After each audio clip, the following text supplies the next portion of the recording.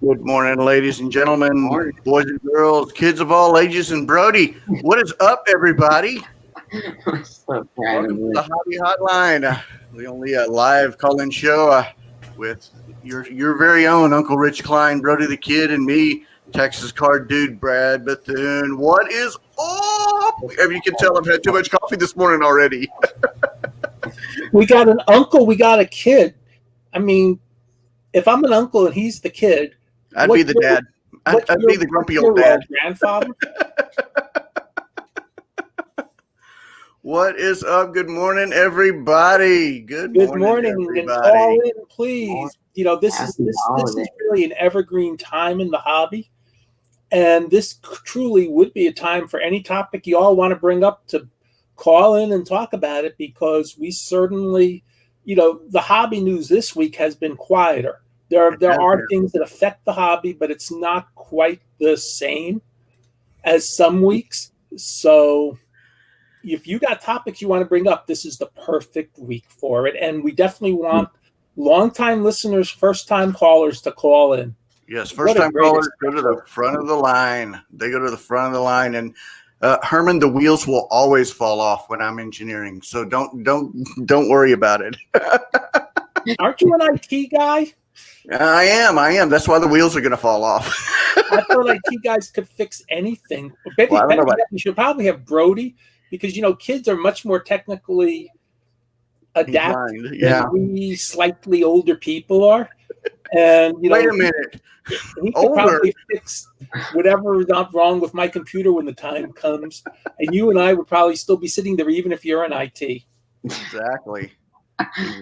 So, Brody, we were talking about no baseball today, huh? No baseball, no basketball, no nothing? Not really. I mean, I had practices last week for basketball and baseball, but then my coach got COVID for basketball. We were supposed to have a tournament tomorrow, but that happened, so it was like, well, I think we should probably cancel the tournament. I think that's probably a good idea. Yeah, you really don't want to risk it. I mean, my mother-in-law's having shoulder surgery on Tuesday, and I had to take her yesterday for a COVID test. Mm-hmm. And I was almost like, hey, while she's getting her COVID test, can you get me in for one too? But since I wasn't pre-registered, they really couldn't do it. And so, but I was kind of like, yeah, hey, sign me up for the COVID test. I'm all in on it, even if my temperature is 97.3 and I'm asymptomatic. Test me up. But, in all seriousness, I'm excited. And I know, there'll be some people out there that aren't going to be as happy, but I'm excited about the vaccine, because I think when enough of us get the vaccine, I know we're lucky here in Texas, but the world can start having its shows again. Yeah. My friends in New Jersey can start going to show. Brody, where he is, can start going to show. And feel comfortable going into a store.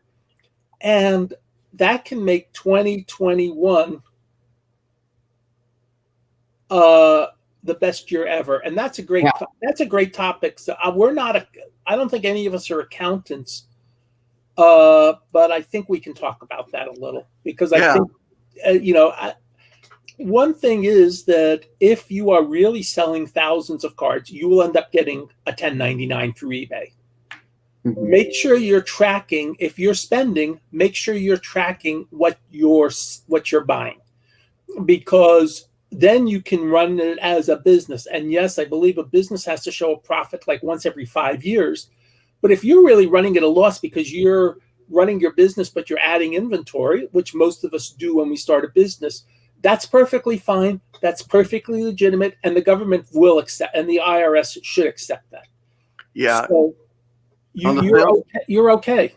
Yeah, on the sales tax aspect, the nice part that you have to like is eBay's taking out sales taxes, so you don't have to worry about that much. But I will forewarn you, and hopefully you've done your due diligence and recorded your sport lots, because you will have to report your sport lot sales, and you will have to pay taxes on sales tax on those. So that's one gotcha.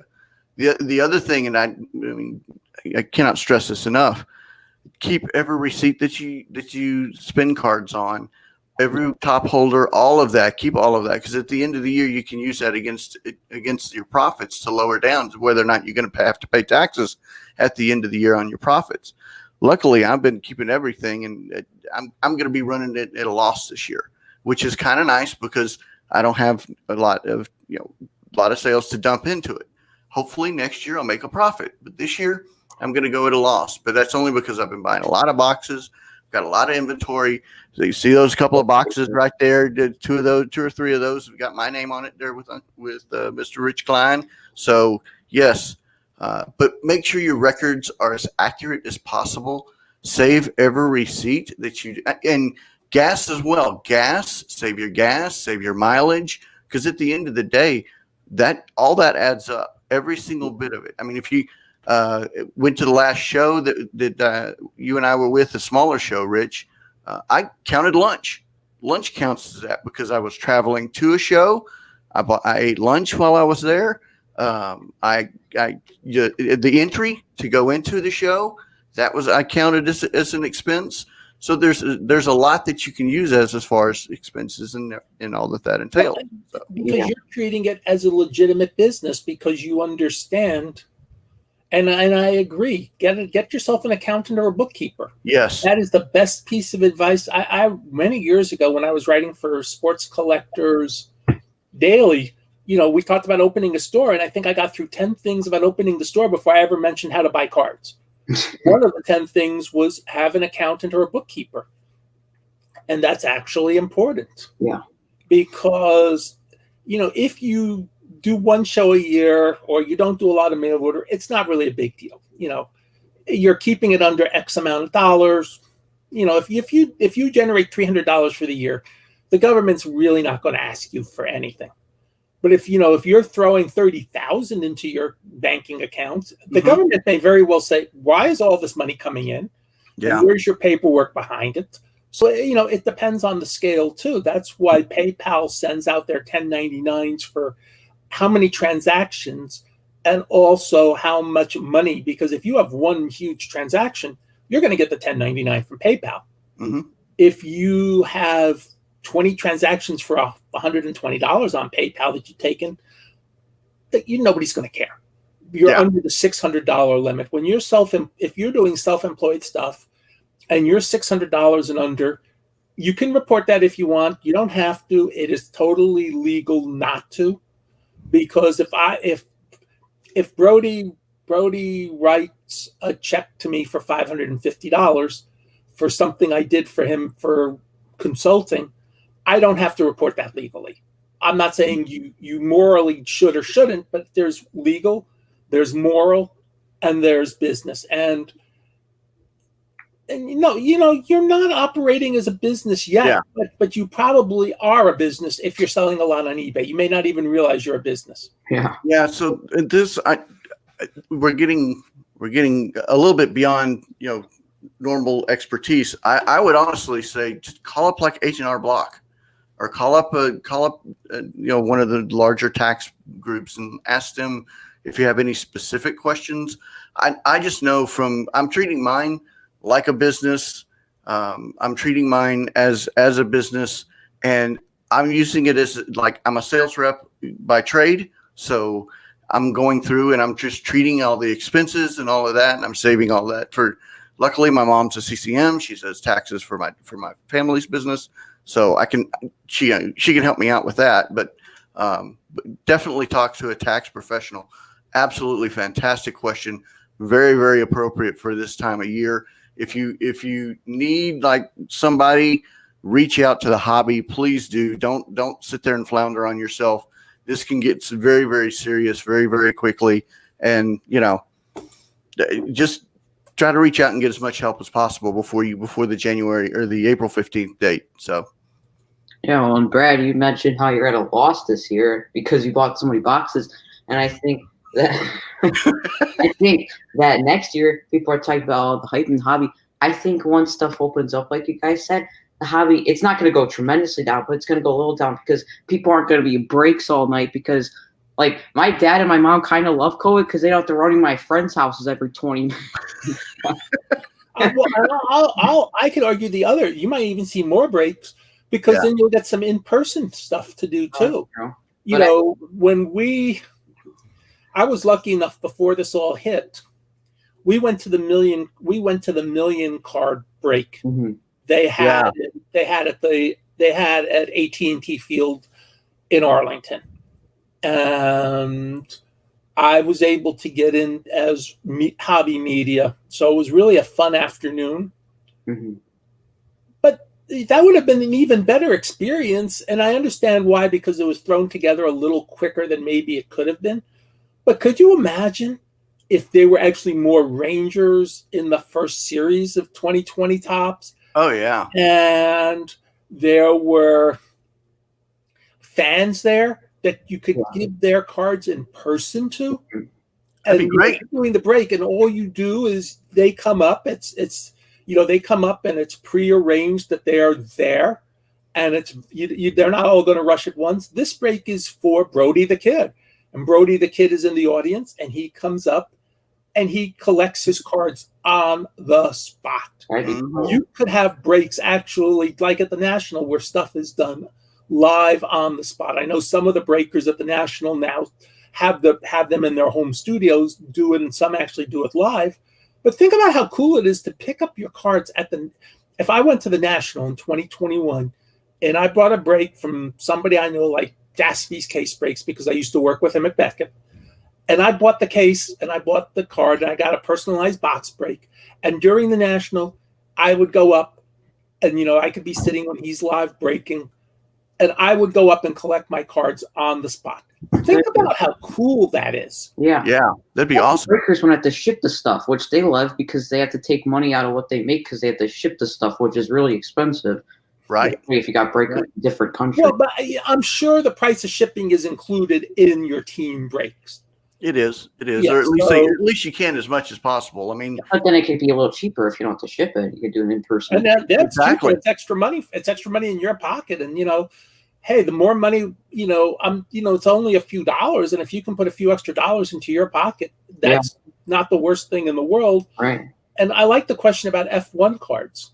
yes, There really aren't a lot of F1 cards out there. Mm-hmm. Yeah, so I know that Topps came out with their F1 Chrome, and I know which I'm not a F1 fan. I can tell you my experience in the past. I used to work for Texas Motor Speedway, and they have an F1 series that comes through. The F1 fans are crazy insane for the sport. It is loud. It is exciting.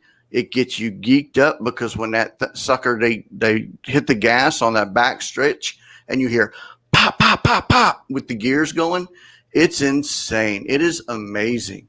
So I love the cards with the cars on them because I love the F1 cars. Drivers or anything like that, I'm not extremely familiar with. If Val jumps on later, then we'll have Val talk about it. But I love the cars aspect of it. What about you, Brody? Yeah, I would definitely agree. Cars are pretty cool. I mean, NASCAR cars are awesome. F1 cars are pretty awesome. The drivers, I don't know any F1 drivers because, I'm more into NASCAR than F1, but the cards I think are a great idea. And I think when you have cards and everything, I think the sport will get more popular for sure too as well. F1 is international. Mm-hmm. That's the NASCAR is American. Right. So for us, NASCAR makes more sense because Right. because it's basically more of an American sport. F1 is a global sport. Yeah. And as the hobby increases, it's the same thing with soccer. As the hobby increases its worldwide footprint, sports such as F1 and soccer are very important. Basketball is a global sport. You don't need a lot to play basketball. Put a hoop up, you can play basketball. Right. Baseball, you need equipment. Football, you need equipment. Soccer, you need a soccer ball. Mm-hmm. Basketball, you need a basketball and a hoop. Soccer, you need just to create a goal. And you don't even need goal posts to create a goal in soccer. You can sort of just put two cones down and go from there. So there's a lot to be said for the long-term growth of F1 as a collectible. Plus, it's got a very long history. Yeah. And if you want, this is going to sound horrible in a way, but most of the early F1 drivers died in crashes at very young ages. Cut signatures are probably very tough. If you really want a tough thing, get a Jim Clark cut signature. You know, he may have been the greatest F1 racer of his time. He raced an American in IndyCar, and yet he's died at the age of 31 or something like that in 1968, and he's one of many. Very few of them survived to old age. That's why Jackie Stewart was so unique, because he walked away, but most of them in that generation did not survive. Okay, so let's go a little old school. Oops. Let's talk about this. So we had a conversation. Forgive my French, damn near killed me. And I mean that seriously. That's a really tough book. We only made like 2,732 copies of the book, and there aren't a lot out there. And Brad, you told me what you paid for it, and I think that's honestly a fair price. Yeah, it was fair. To get that book out the door. The second year book, I will tell you, is much better. It took several more months to get it done. But that book, I spent 3 months working 8 to 8 Monday to Friday, 12 to 6 Saturday to Sunday, just to get it out the door for basically 3 months. At the end of the book, I went on a 4-day drinking binge. Yeah. And I mean, I went on a 4-day, and it really wasn't a drinking binge. I mean, every day about 4 o'clock, I would walk to the bar. There was a bar I could walk to from my apartment, and I would have a few drinks, and I'd go back home, eat dinner. And I'd eat dinner while I was there, too. So I just wanted to decompress from doing that book. That was how intense that was. The next year, we got more information into the book. I had spent another 3 months massaging the database. And that book, the second year book, is really what made the Almanac what the Almanac was. The first year book was sort of stuff we had stitched together from various sources. The second year book was much better organized, and it still was me, but it wasn't as much me. And I was happy that it wasn't as much me the second year and going forward. But I will tell you that book, and we talked about that on a Dr. Beckett podcast, because I had my own, that year was rough enough for me. And a few months after that book, Dr. Beckett had his heart attack that he talks about, and he thankfully survived it. It was not a good year, 1996. Well, how long? I can't remember how long did you say you worked on this book? Was it? It was approximately 3 to 4 months. Okay. 8 to 8, Monday to Friday, 12 to 6, Saturday and Sunday. And yes, Drew, we definitely, and I know I posted on Facebook, we definitely want longtime listeners, first time callers. Yes. Go to the front of the line. Go to the front of the line. When I heard Dr. Beckett and I heard Brody and I heard Rich talking about it, the first thing I did was, oh, no, you didn't. I got to find that book. So it probably took me a good month to find the book, just looking and looking and looking and looking and looking. And I finally found it. And I'm ecstatic that I found it in the shape that it was in. This thing's like off the presses, brand new. It looked like it's been sitting on a Barnes & Noble shelf for a couple of days. But, it's great. I absolutely love it. I'm going to cherish it, and hopefully I can get it. We'll get it signed for you. So I want to get it. Can I please have an autograph, Mr. Rich? Oh, let's see. What do we got here? Well, I think we wanted to talk about the Negro Leagues being finally officially recognized as the third major leagues. Yeah, Cloth. We will come back to that. I will come back to talk to that. But I really, really, really want to talk about this, because one of my favorite all-time baseball players is Satchel Paige. I love Satchel Paige. I have such respect for what he did, and just I go back, and I had to take history of sport.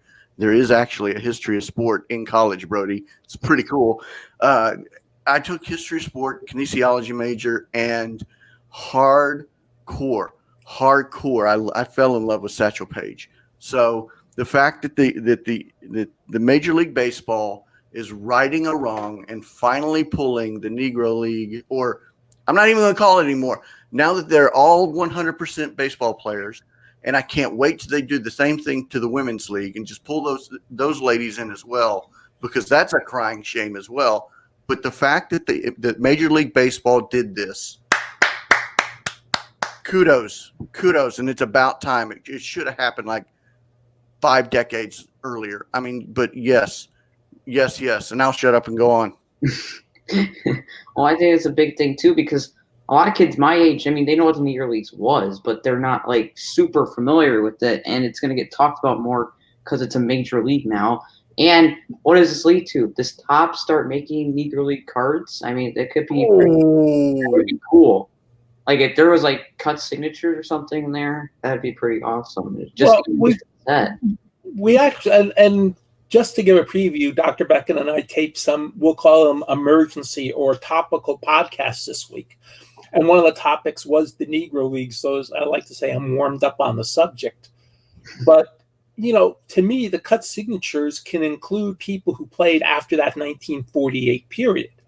You know, you're going to have people like Ernie Banks and Willie Mays, even though Mays may have played, you know, in that last year, and Hank Aaron and other players who played in the Negro Leagues of which signatures are accessible. Mm-hmm. There's going to be a bunch of guys from the 20s and 30s, like people we haven't heard of.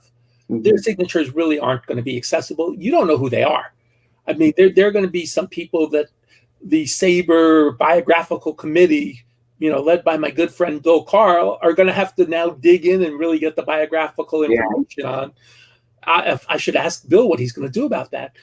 But, you know, being SABR geek, which is my real identity, I think we have to thank the people such as Robert Peterson, who wrote Only the Ball Was White in 1970, John Hallway, Larry Lester, who's been director of the Negro League Hall of Fame, Bob Kendrick, all these people who have kept the Negro Leagues alive for all these years. The players, Buck O'Neill, when he talked about it on Ken Burns Baseball. I think the hobby owes them all a debt of gratitude. Mm-hmm. And, you know, Buck O'Neill will have, you know, I would love to have Buck O'Neill cut signatures in a product. And even, you know, he played before 48, but even if he didn't, wouldn't you like to pull a Buck O'Neill signature out of a product? I was just thinking that would be kind of cool. That would be that might even be cooler than getting a Willie Mays signature, because Mays is on plenty of cards, you know, or get somebody, you know, I see Martin Tehigo, Oscar Charlton, the great names of the past. They don't have a lot of signatures. Those cards in packs could be thousands of dollars. Yeah. And that would be really, that'd be an insane pull. Yeah. So I'm okay with that. Yes, that whole thing is confusing, Don. That's actually, I believe, Josh Gibson Jr. on that 1950s card. There's all sorts of history about it, and I think it may be Josh Gibson, but that 1950 card you mentioned, Josh Gibson Jr. also was on some cards. So you do have to be careful with all that and do a little more research, and don't go from my memory, you know, on that, but look it up on that. But that is definitely an interesting card. And that's always been a very popular card just because of the name Josh Gibson on there. And you know, and the Negro Leagues have a lot of people in the Hall of Fame. The Hall of Fame actually had a good representation of the Negro Leagues in the Hall of Fame before Major League Baseball said, yeah, you guys were a major league. So give the Hall of Fame credit for actually being a step ahead of Major League Baseball on this one. Yeah. Go ahead, Brody. Go, baby, go. So I think another very interesting thing is if they combine stats, they could, they were talking about this on the radio, if like they combine stats, Josh Gibson would have more home runs ever than Babe Ruth. No, we actually checked it out. He's not going to have more than Babe Ruth because they're only counting the compressed seasons, not the barnstorming games. Okay. He's not passing Babe Ruth. He's going to have a nice career, don't get me wrong. But they're not, the Negro League games are not the games, let's say, the Bob Feller All-Stars face the Satchel Paige All-Stars. Yeah. Or things like that. They're only going to have the officially, we'll call it sanctioned Negro League games. And so let's say there are 75 in a year. So Josh Gibson is not going to end up with 800 homers. He probably hit a ton of homers if you count every game he played. But he's not going to end up with 800 homers. You're not going to have a new all-time homer champ to display Hank Aaron or Barry Bonds, depending on what your preference is on that. So it'll affect stats, but it won't really change a ton. And I think that's a reasonable compromise under the circumstance. Well, and this is why we needed Tops to make a set, because kids like me who don't know as much about the Negro Leagues will learn more. Because if Tops could make a set, I'd probably want to just set that and make. And I think that would be to me that would be a great on-demand set. Yeah. Oh, I don't know if I don't know if that would be a hobby set necessarily, because I don't think the average age of the hobby is my age anymore. Let's be honest. I am past the age of where the average hobbyist is. It's more towards where Brody and Brad are. And so, but I think an on-demand set with random cut autographs or random signatures or random stadium relic pieces, maybe, there probably aren't a lot of uniforms, and it might be sacrilegious to cut up let's say, a Jimmy Crutchfield uniform. If one exists, you probably don't want to cut it up, on a historical level. But there are probably still enough Yankee Stadium seats available. You just put a seat relic from Yankee Stadium. They did, or Comiskey Park, the original Comiskey Park. They did play games there, and Topps has done seat relics before. You do cut signatures, stretch it to where Negro League players of after 48 are eligible to be in that set, because a bunch of them are major leaguers and a bunch of them they're not the same age. Don't worry about that. But I was making a point where there are generational differences. But, you knew I was going to throw that out there. Come on. but Thanks, the Herman. thing is, there's a lot I think that can be applicable. And you can make a set of the 500 best Negro League players. Yeah. And I think that would be good. The guy that played 10 games in 1928, I don't think, Larry Fritsch did a set in the 80s and 90s of every single All-American Girls Professional Baseball League players. I don't think we have enough photos and we have enough information to do a set like that. Yeah. But I think we can do a set of 500. Yeah. And do it with random inserts and random cut signatures and random this. And I think that's a winner for Topps. And on the on-demand basis, then they don't have to worry about, are we leaving money on the table, but are we going to have enough, or will the demand meet the supply? I think that's the we talk a lot about I talk a lot about the end game for the companies being direct to consumer. To me, this is a perfect product for direct to consuber. Yeah. Or put it in as an insert set. Yeah. I would that would be a great chase set. Yeah. To do that, or even series or something like that. That'd be really cool. And yes, you could also do in 2021 Topps Series 2 an update. Probably a little too late to get it in the 20, but in the flagship sets, you could probably put in 50, a set with 50 great Negro League players. Pretty cool. And that would be pretty cool too. Hey, Panini, how about a throwback rated rookie Prism Bob Gibson? No, just suggesting there. Just suggesting. Don't take my answer. What if they took it could be a very small set, like 10 or 15 people, and they take an old picture of them from the rookie year and they slap the rated rookie symbol on. That's what I'm talking about. I mean, it's oddball, and yes, is it random? Yes, but that's I'm in. Well, Cool. I'm sure the companies will think of something over the next year, and I'm sure we'll have some products. And I think it's great if you want to give them some input. I think this is a situation where consumer information may actually help drive what the companies do, or at least give them the German of an idea. Yeah. So I want to answer this question. No, I'm not the same age as Brody, but I act like it. 99% of the time. Actually, Brady acts older than both of us, so give him credit for maturity. And then let's go back. And there was a topic by 1977 Cloth about Project 2020. Oh yeah.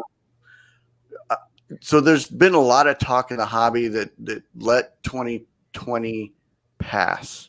Let's digest it. Let's let it go for a little bit and not a 2021, but maybe a buy or every 4 years. Brody, what's your thoughts on that for what's next of 2020? Well, I don't know. I don't think they want to do another Project 2020 set. I mean, it was cool at first, but it kind of was like it started here. Not very many people knew about it. Then it went up, and then it kind of stayed for a while, and then it went down because a lot of people kind of lost interest. I mean, since probably like May, I probably bought one, and it was like a really cool Frank Thomas. I think what's next for 2021? I think the in-person events are going to be huge in 2021 with the traditional, if it happens. Hopefully it does. Vaccinations should come.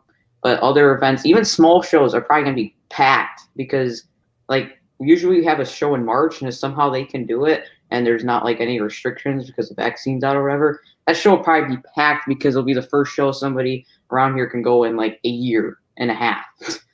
Like, it will be crazy. Yeah, I agree with you. I think some of the early shows where we've had shows here in Texas and they've been remarkably successful.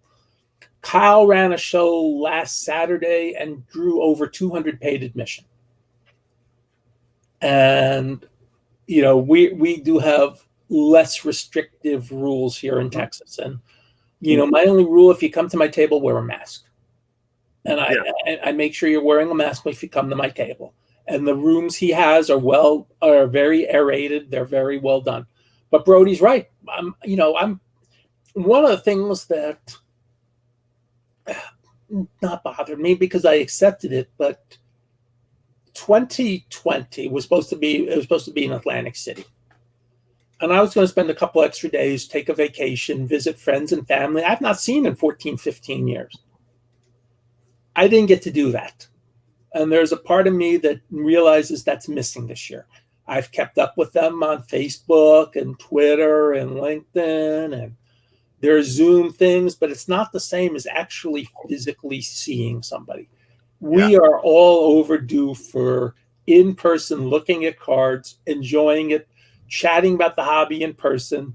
Our hobby tribe, as Brad would say, our hobby community is dependent on talking to each other. I have so much fun with Brad and Herman's, webcast because the conversations in the chat are just as funny as what's going on the show. Oh yeah, we try to be totally silly. We try to pick on one another. So you're lucky, Brody, that it's not at night because you'd be in trouble. I would be picking on you all the time. So. We like to have a lot of fun.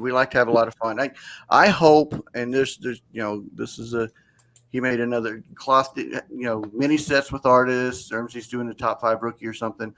I hope that, they tried the pictures or the framed or the artwork, and that I heard that didn't go so well, and that's okay to try different things, but I'm hoping that they move the extras, if they have any extras, and just drop them into random inserts. Wouldn't it be kind of neat if say in 2020, your 2021 Topps, this new series that's about to open, you open it up and all of a sudden you get a random 2020 card, or I just don't want them to push it again. Just don't push. Let you did something great. Should it been all the way through 2020? Okay, we learned a little bit about that, but don't push. You made something absolutely fantastic and brought a whole new segment into the hobby, and made hobby art and art hobby and hobby art, and really opened up our eyes and opened up our minds and our hearts. So don't kill it, man. Don't kill it because you got something. Remember, Topps has to keep generating income. Yeah. All these companies have to keep generating income. I get the Panini emails. I get the Topps emails. They're all doing things. I don't get the Upper Deck emails. But Upper Deck, all these companies have to keep doing things to generate money because we have built up such a demand that it's okay. It really is okay. And I'm okay with the demand as it is. And they'll let them think of something. Who knew at the beginning of the year that Project 2020 would take over for a while, our whole thing, and they'd actually make up on 100,000 copies of one of the cards, and then they ran into shipping issues thereof. And I like that idea about the mini sets of 5 cards with an artist. That's not the worst idea in the world. That would be cool. I think 2021. I almost said 2020, but I think it could. There's 2 different roads it can go in my eyes. I think if people could start going to games, they're going to spend money on that, and there's a chance that prices aren't going to go way down, but there's a chance that they might go a little down. Maybe kids can get more stuff. But there's also that chance that everybody just keeps buying it, and it skyrockets in 2021 Prism, chasing Trevor Lawrence rookies is $5,000, which I would really not be that surprised because this class is supposed to be crazy. Mm-hmm. So what you say? And Brody, I think you're right. It depends. No, and you're right. We may have a softening, and we may have an explosion. Mm-hmm. I think we definitely will have an explosion in the in-person at the beginning of the year once we start meeting again. May, June, July, once we start being really in person, the crowds will be. I am fairly confident. I don't want to say guarantee. You never want to guarantee anything. I am fairly confident we will have a 2021 National as scheduled in Chicago at the end of July. Yeah. It may still have to be set up slightly differently. There may be more spaces between tables. They may have some people who just say, I don't want to do it yet. I am fairly comfortable we will have a national next year in 2021. I am comfortable that Brody will be able to go to a show probably by June or July if he so wishes. Yes. I am comfortable in those things. I am comfortable my friends in the Garfield Coffee Klatch in New Jersey will be able to go back to the Boys and Girls Club and give Gary Sipost his $1 to go in the door and go to their 75 tables every 2 weeks and buy and sell cards and trade with their friends and have their Dunkin' Donuts and their Dunkin' Donuts coffee and their bagels or their donuts and sit in there. And they have a table reserved for them every week. And, that's their community. And now the community is more on Facebook, but they still have a community. Yeah. And I just wrote about this for my final Klein's Corner column of the year. And I didn't do as much depth on the hobbies. I did about other types of communities. But our hobby community has never been stronger. We have communities for everything. We have the communities. There was a Wagner card sold for $3.7 million this week. And the identity of the person has come out. We have cards for, I'm going to say, the asset managers, the big guns on Wall Street.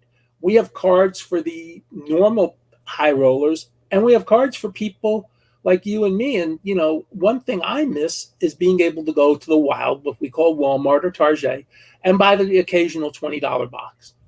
I'm fine with buying a gallery box at Walmart. I'm fine with that. I don't need the box that I'm going to sell somebody for triple. Right. And I think we need more of that too, that not everything in this hobby needs to revolve around the profit. Profit's important, but I agree with you. I tell the story. That's a great point. I tell the story about my last 2 trips to the wild to Walmart and buying boxes. Last time it was 2020 Gallery. The time before it was Heritage, leftovers from the year before. I was personally happy with that. A lot of people would say there was nothing good left to me. It was great. Oh, yes. Me. Well, go ahead, Brody. I'm sorry. My mom actually got lucky, and she found some Prism football at Target a couple of days ago. But that was I was pretty excited. Where's mine? I was pretty excited.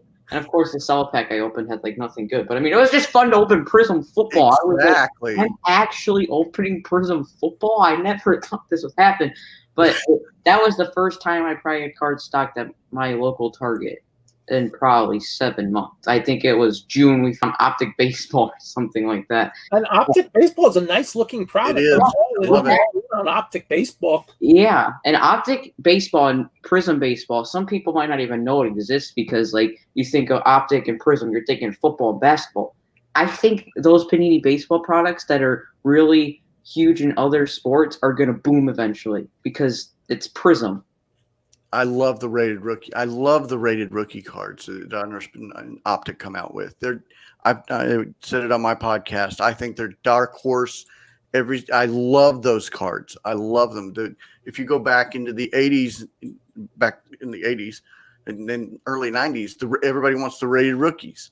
Right. There's a history there. At some point in time, I'm going to dig deep into is the history of rated rookie cards. But I agree. I 100%, and I'm hope it gets sooner rather than later. Actually, later. Don't go buy them. Don't go buy. They're horrible products. Don't go get.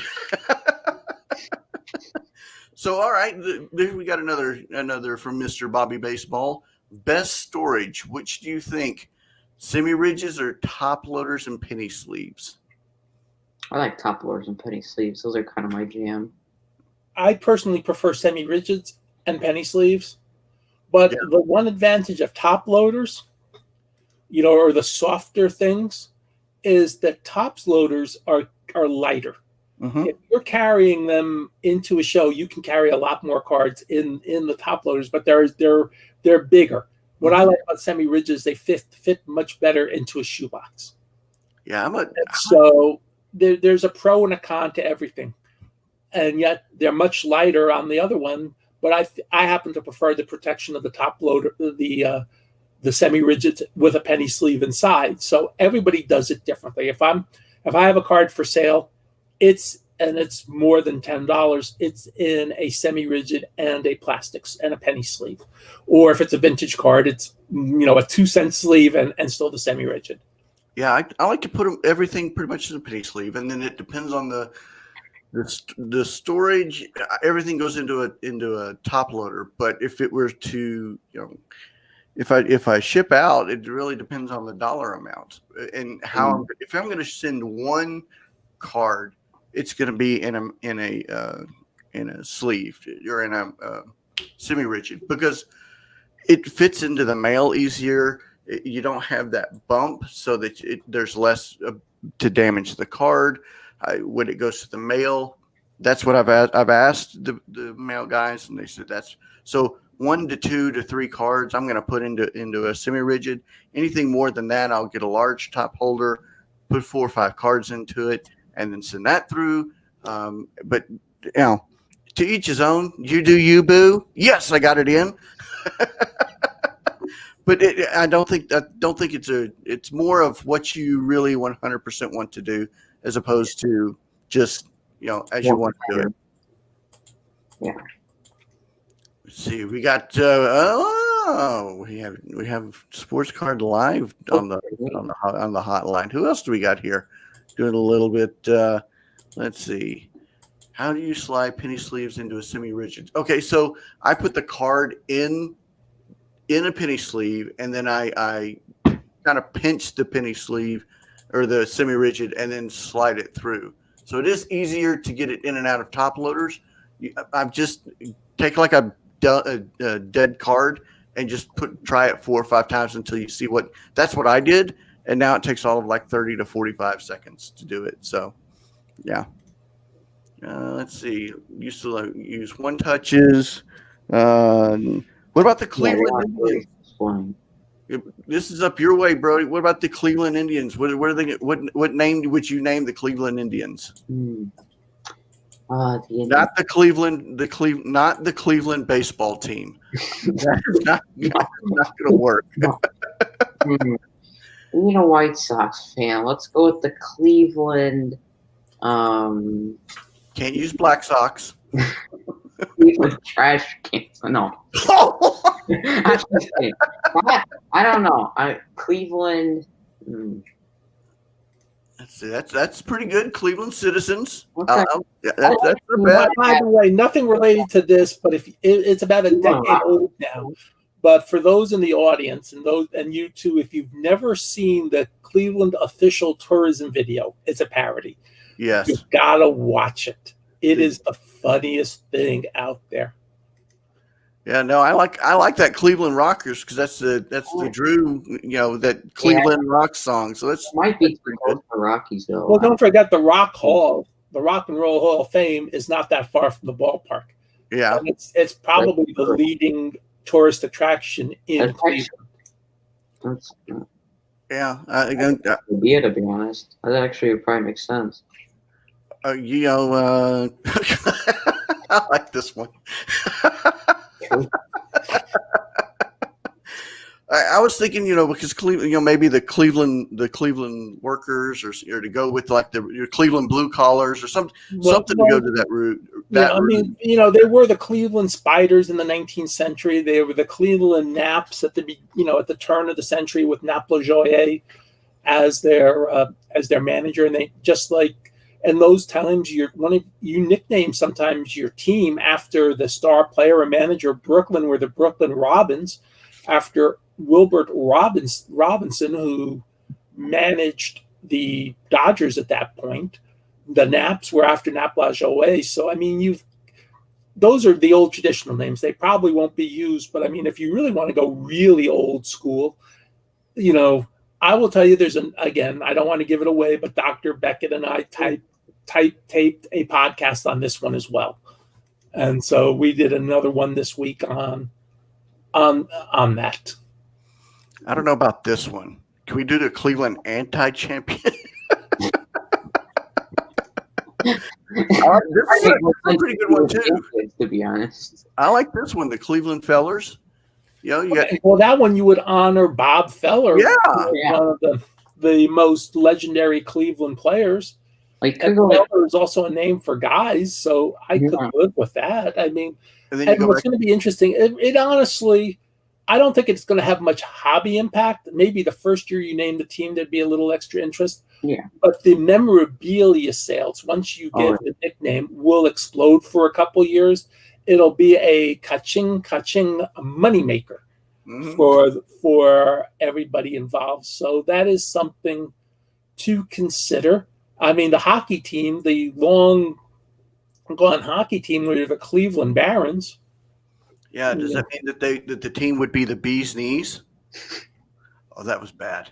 You can laugh at that one. That was a dad joke, Brody. You can laugh at that one. I like the Spiders, though. I mean, going old school, but if they go old school at the Indians, please don't tell me they're going to go old school at the White Sox and go back to the Chicago White Stockings, the worst name in sports history.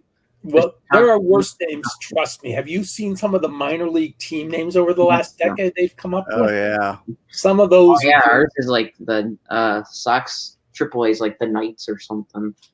Yeah. I mean, there are some names you just wonder where they came up That's with. why I love Heritage Miners and Pro TV. Just looking at all the teams and like, well, who came up with these names? Yeah, I hear you. Okay, so this is near and dear to both you and my heart there, Rich. Heritage High dropping. Now, whether or not it's going to drop on 12/30, it's supposed to. But I didn't think this was coming out. I thought this was just not going to come out at all. So the fact that this is coming out, it warms my heart. It warms my heart because I'm a Heritage guy. I like Heritage. I love Heritage High. But what? I didn't think this was coming out. Rich, did you know this was coming out? I didn't pay enough attention, but I will tell you on just a pure business level, nothing but business level, for all the companies, December is the end of the quarter, and they want to have products come out. You know, we've talked about this before, where products come out. If Heritage High number was ready, or, you know, they still only had 500 cards in the base set. You know, there's a lot more than 500 major leaguers. There were people who were traded. There were people they did not get into the first series, I'm sure. There's enough where you do the 200 card set. I'm okay with that. You'll have inserts, you'll have autograph cards, you'll have relic cards. Usually the price point isn't that high. And I think you're okay. And if I think you're okay. I would love to see it in the stores. And if it's online exclusive, it's online exclusive. But yeah. Well, I think Heritage China would be really interesting because I think this is kind of pretty much similar to Series 2 baseball because I think Jordan was in regular, Bichette was in regular, Aquino was. I don't remember if Randy was or not. I don't remember.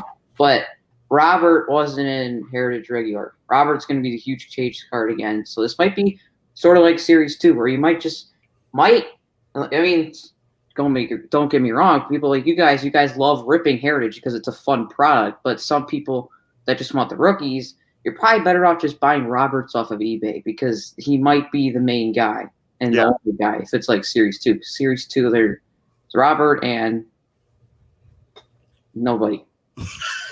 Okay, Bob Diggity has a really good question in the comments about grading cards. Let's see. Some people are raised the lesser cards clogging system. I don't think, honestly, I have a love-hate with this statement. I understand it's not anybody's right to say you can't grade that card. I 100% understand that. But I read a tweet earlier this week where someone was sending in 1,500 base cards from the 1980s. And I'm like, why? Why? That makes no sense. Brad, here's the difference. He's telling you point blank, or she's telling you point blank, I'm not doing this for profit. I'm not doing this because I think the cards are perfect. I'm doing this because I want to protect the cards. And if they're also a PC card, and let's say they're better players of some sort, even if they're 4s and 3s and 5s of the 60s, you can also, if anything happened, it's easier for your next generation to sell.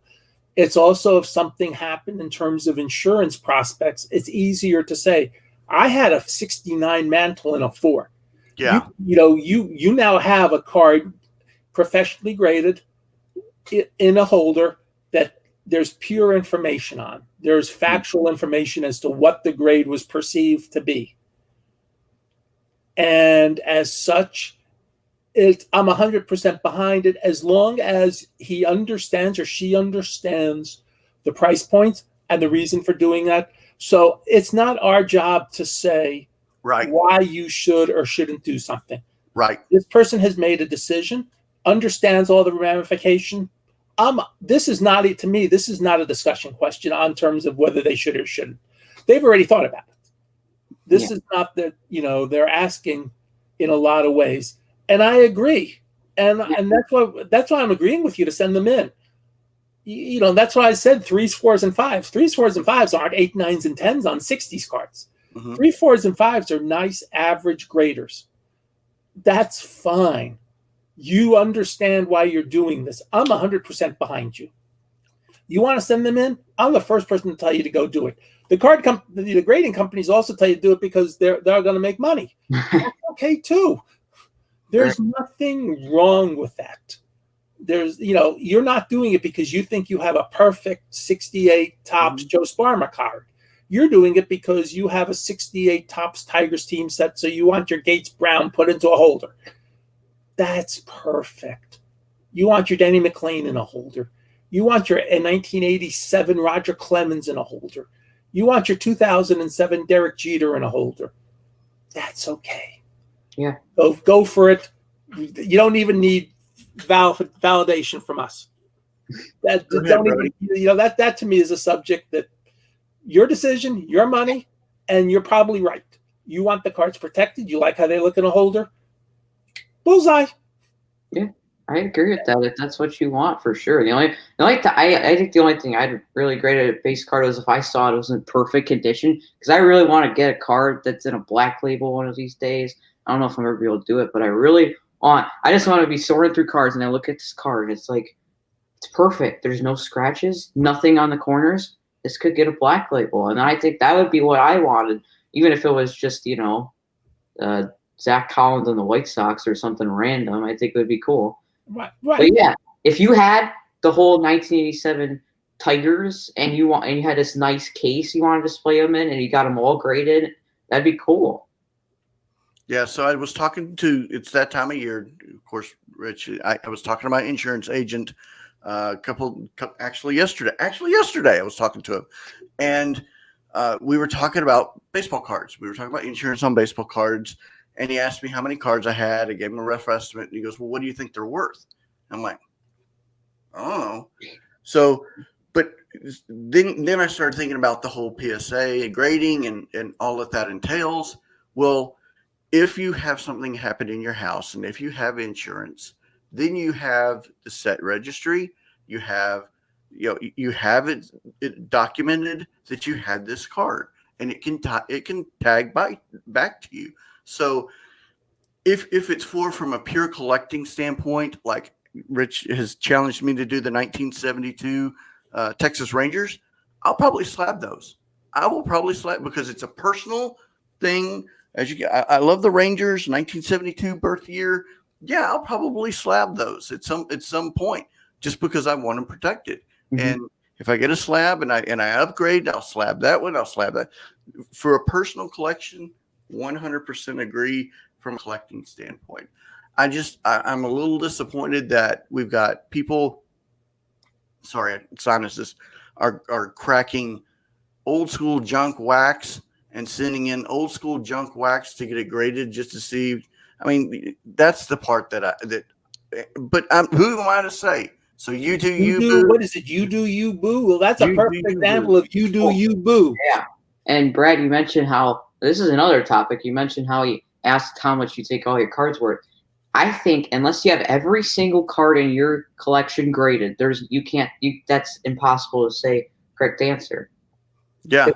Every card, there's probably that one card you're like, oh my goodness, I got this awesome Patrick Mahomes score rookie, and one day you look at it, it's got a scratch on it, it just went down $40. Well, I will tell you that I handled, back in my Beckett days, plenty of calls from insurance people. And this was pre-grading for a lot of them.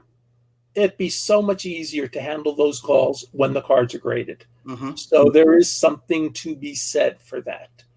Yeah. And we are approaching the top of the hour. So, is there anything else? This hour has flown. Is there any? So even though we didn't get any calls, we got some great comments to talk about. But is there anything else we all want to mention before we head off into the wild for our days? I have two. I had the Honus Wagner and the MJ rookie. Brody, which one you want to talk about? The Wagner or the MJ?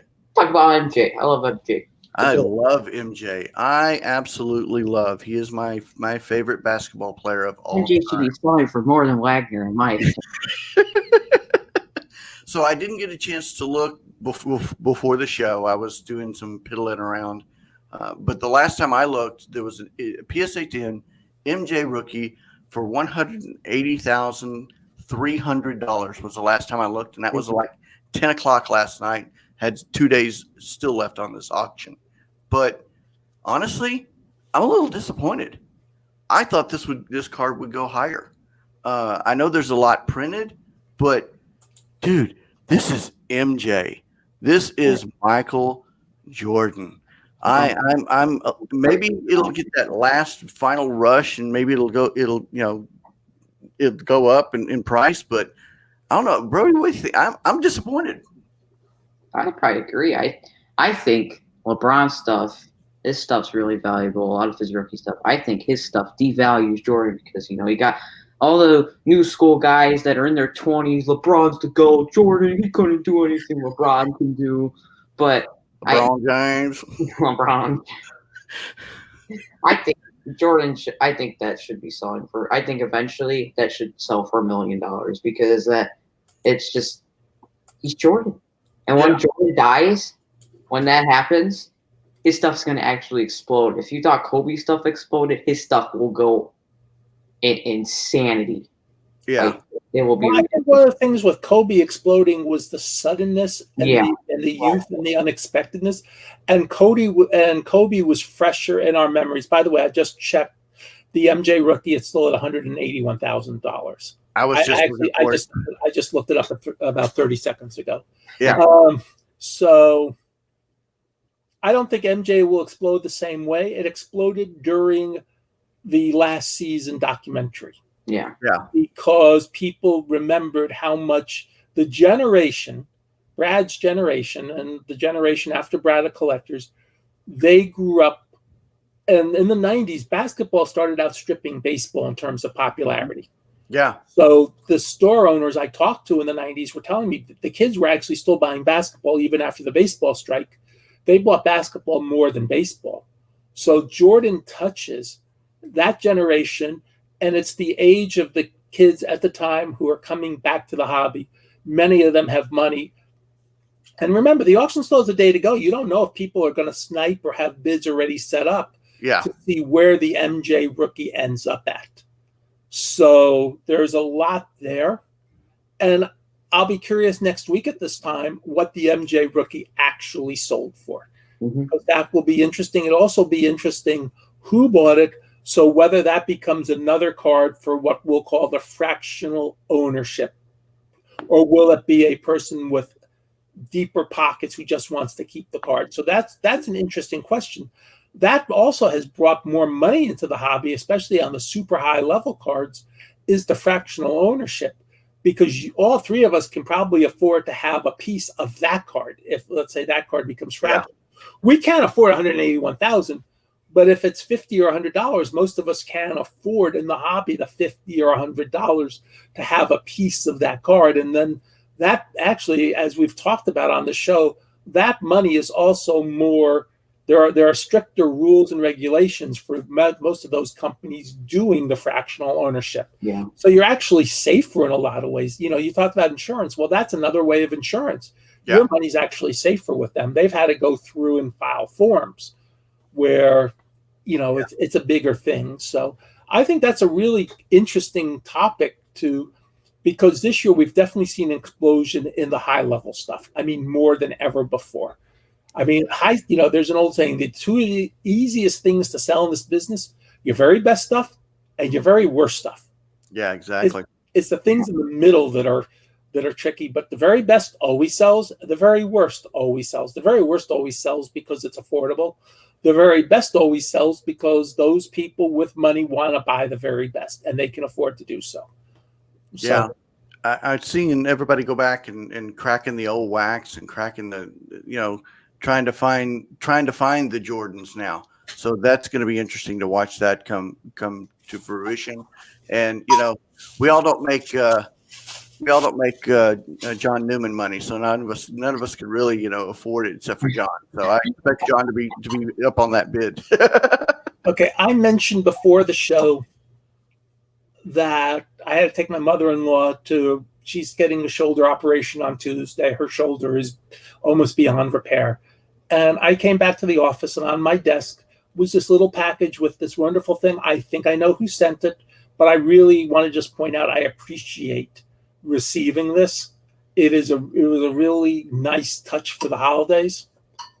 And I'm not awesome, by the way, but I appreciate the person thinking I am awesome. It's awesome. Don't even. You are awesome. It's really nice. And so I will leave everybody with the final thought, as we're a couple minutes past the hour, that everyone here is awesome. We're collectors. We are awesome. We've been virtual. We've survived. We've had a great year in a lot of ways. It's been a very sad year. My old hobby friend, Phil Spector, passed away this week. I mean, we all loved Phil. Everybody who ever met Phil loved Phil. No, he's not the record producer.